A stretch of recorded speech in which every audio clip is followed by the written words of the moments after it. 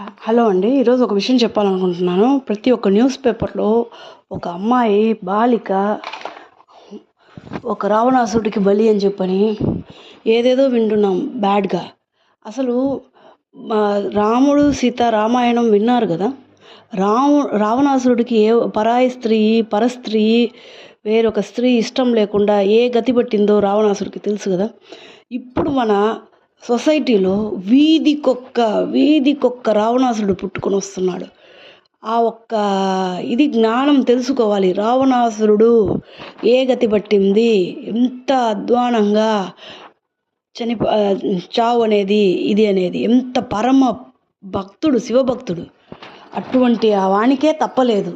ఇంకా మనమెంత, మన ఫ్యూచర్ ఏమవుతుందని చెప్పి ఒక్కడు ఆలోచించట్లేదు. యువత అసలు చదువుకునేది ఎందుకు, చదువుకొని ఏం సాధిస్తున్నారు? తప్పుడు మార్గాలు ఎంచుకొని తప్పుడు దారిలో వెళ్ళి త్వరగా డబ్బు సంపాదించాలని చెప్పని ఇదా అండి యువత? ఈరోజు బాలలే రేపటి పౌరులు అని చెప్పి ఏం చదువుకుంటున్నారు మీరు? రావణాసురునికి పట్టిన గతే పడుతుంది. ఫ్యూచర్ అంత భయంకరంగా ఉంటుంది. పరస్త్రీ ఒక స్త్రీకి ఇష్టం లేకుండా ఆలోచించుకోండి. ఇప్పుడు ప్రతి ఒక్కరు పుట్టగొడుగుల్లాగా వీధికి ఒక రావణాసురుడు మొలుస్తున్నాడు. అంతే, అతని గతి కూడా అంతే. రావణాసురుడు ఏ విధంగా హతమార్చారో అదే విధంగా జరుగుతుంది. ఒక్కడు భయం లేకుండా ఇంట్లో ఉండే వాళ్ళని బెదిరించి ఇది చేయొచ్చు. అక్కడ ఇంట్లో ఒక భయం.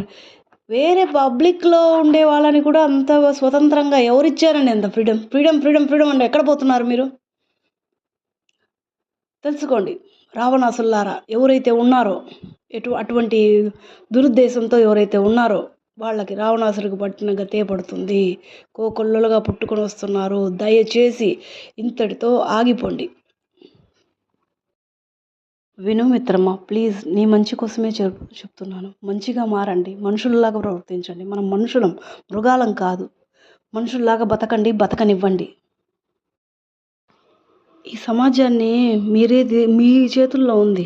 మీరు మీ ఇష్టం వచ్చినట్లు తీర్చిదిద్దుకుంటే ఇప్పుడు సందుకి ఉన్న రావణాసురుడు ఇంటికి పుడతాడండి. దీనివల్ల మీరు సమాజానికి ఏం నేర్పుతున్నారు? ఆలోచించుకోండి మిత్రమా, నేస్తమా.